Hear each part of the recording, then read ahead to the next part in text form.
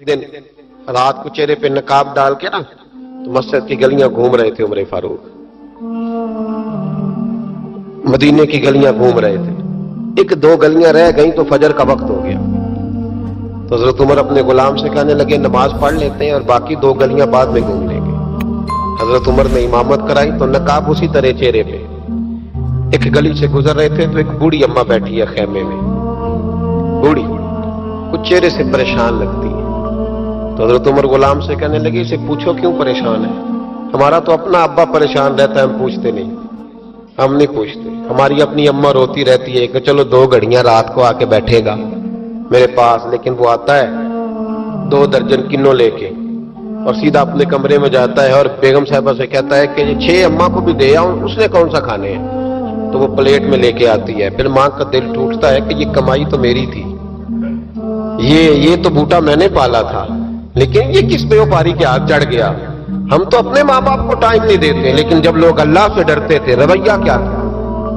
हजरत उमर फारूक रज़ी अल्लाह ताला अन्हु खादिम से कहने लगे बूढ़ी से पूछो। तो पूछा अम्मा अस्सलामु अलैकुम। वालेकुम अस्सलाम। अम्मा क्या बात है। तो अम्मा कहने लगी जाओ दौड़ो, तुम्हें क्यों बताऊं, देहात की सीधी सादी बीबी, जाओ भाग जाओ। कहा नहीं अम्मा मेहरबानी करो, अंदर तो आने दो। बड़ी मिन्नत के बाद अम्मा मानी।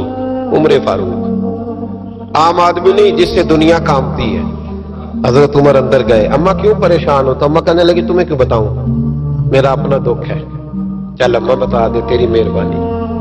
तो अम्मा कहने लगी मैं एक बेवा हूं, बे औलाद हूं, कोई मेरा सहारा नहीं। मुझे उमर फारूक से बड़ी शिकायत है, मेरे ऊपर 25 दिनार का कर्जा चढ़ गया है और 3 दिन हो गए मैंने रोटी नहीं खाई, और उमर ने मेरी खबर नहीं ली। हजरत उमर को पता चल गया लावारस है, इसका कोई 2, 4, 10 हजार वोट कोई नहीं। एक को मेके से 6 मुरब्बे नहीं लेके आई, एक अकेली तने तनहा। और भाई जब अल्लाह का खौफ होता है तो फिर इंसान इन गरीबों को भी मनाता है। फिर रेड़ी वाले की भी अहमियत बढ़ जाती है, फिर रक्षे वाले की कदर भी बढ़ जाती है। हजरत उमर फारूक रज़ी अल्लाह ताला अन्हु कहने लगे अम्मा उमर से शिकवा है। कहा जनाब उमर कहते हैं मैंने एक जुमला कहा तो अम्मा ने तो मुझे लाजवाब कर दिया।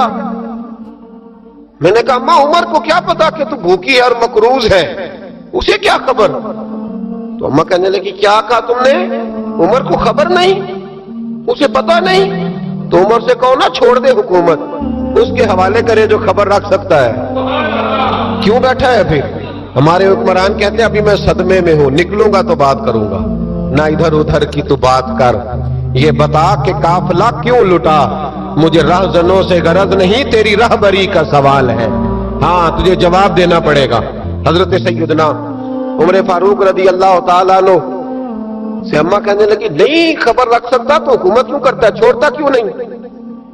तो हजरत उमर कहते मैं कांपने लगा, दौड़े गए जनाब उमर। मैंने कहा इस अम्मा का 6000 वोट नहीं कि इसकी कदर की जाए, ये अम्मा कोई बहुत ऑक्सफोर्ड यूनिवर्सिटी की डिग्री होल्डर नहीं कि इसकी बात मानी जाए, कि लावारस और बेवा बीबी।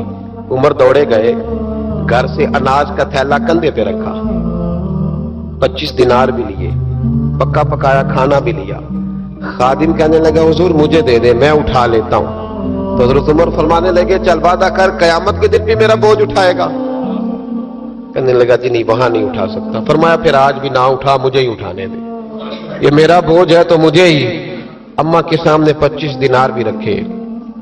फिर अम्मा को हजरत फारूक आजम ने 2 महीने का राशन भी दिया, फिर पका पकाया खाना भी दिया। मामूली आदमी की बात नहीं कर रहा, 24 लाख मुरब्बा मील का हुक्मरान। हजरत उमर मदीने में बैठ के कभी ललकार दे तो कैसर और किसरा की टांगे कांपे। जनाब उमर फारूक रज़ी अल्लाह खाना खिला के अम्मा चारपाई पे थी तो उमर नीचे बैठ गए। कहने लगे अम्मा चल उमर को माफ कर दे, चल चल जाने दे, कोई अर्ज नहीं, बेचारे को पता नहीं चला। तो अम्मा कहने लगी तूने फिर उमर का जिक्र छेड़ दिया। बेटे मेरे घाव बड़े गहरे हैं, मेरे जख्म बड़े सख्त हैं, कलेजा फटे तो तुझे दिखाऊं कितनी तकलीफ में हूं। मैं तो पका हुआ फाल हूं, किसी वक्त भी दुनिया से चली जाऊंगी, मैंने उमर को माफ नहीं करना। जब मैं कब्र में जाऊंगी ना, नबी करीम अलैहिस्सलाम आएंगे तो मैं उमर की शिकायत करूंगी। मैं कहूंगी हुजूर इससे पूछिए या रसूल अल्लाह बेवा और बूढ़ी का ख्याल ही नहीं किया। تو آپ کے غلام کہتے ہیں میں نے عمر کو کبھی اتنا روتے نہیں دیکھا جتنا آج روئے. کہنے لگے اماں عمر کو میں جانتا ہوں وہ کمزور ہے، یہ شکایت نہ لگانا، وہ کمزور ہے، مقابلہ نہیں کر سکے گا، یہ شکایت نہ لگانا، چل معاف کر دے. تو اماں کہنے لگی اچھا تو مجھے کچھ اچھا لگتا ہے، جا تیری خاطر عمر کو معاف کیا، تو پیارا لگا ہے، جا معاف کیا، تیری خاطر معاف کیا، تیری خاطر عمر کو معاف کیا. حضرت عمر فاروق کہنے لگے مجھے لکھ کے دو.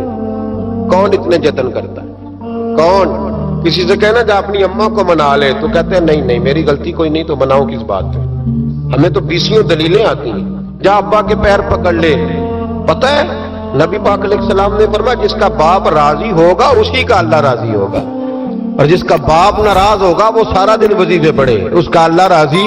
یہ ابو داؤد شریف کی حدیث ہے. نہ جی بڑی مہربانی پیسے نہ لائیے گا. اب بات سنیں، وہ بھی میں سمیٹنے کی طرف آ رہا ہوں، ختم کر رہا ہوں، آپ میری بات پہ توجہ رکھیں. عزیز بھائی، نبی کریم صلی اللہ تعالی علیہ وسلم نے جو اپنے غلاموں کی تربیت کی تو حضرت عمر فاروق کہنے لگے لکھ کے دو، لکھ دو.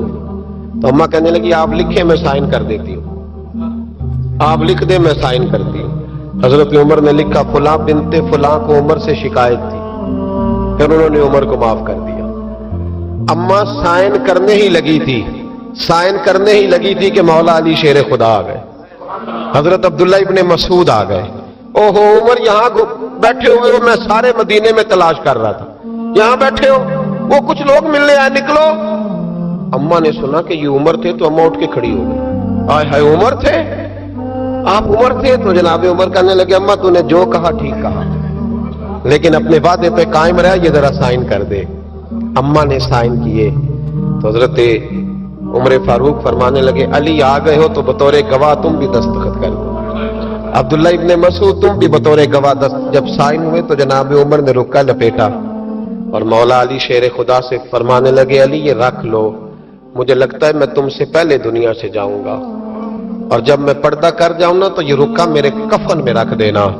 اگر حضور علیہ السلام نے پوچھا نا میری امت کے ساتھ کیا سلوک کر کے آئے ہو، تو رکا نکال کے کہوں گا یا رسول اللہ ایک بوڑھی ناراض تھی میں اسے بھی راضی کر کے آیا، حضور یہ میں راضی. بھائی جب تک ہم اللہ سے نہیں ڈرتے معاشرہ اصلاح پذیر نہیں ہو سکتا. جب تک یہ وظیفہ پک نہیں جاتا کہ اللہ میرے ساتھ ہے اور اللہ مجھے دیکھ رہا ہے، تب تک حالات بہتر نہیں ہو سکتے. جب انسان یہ وظیفہ پکا لیتا ہے تو پھر چونٹی پہ بھی ظلم نہیں کرتا.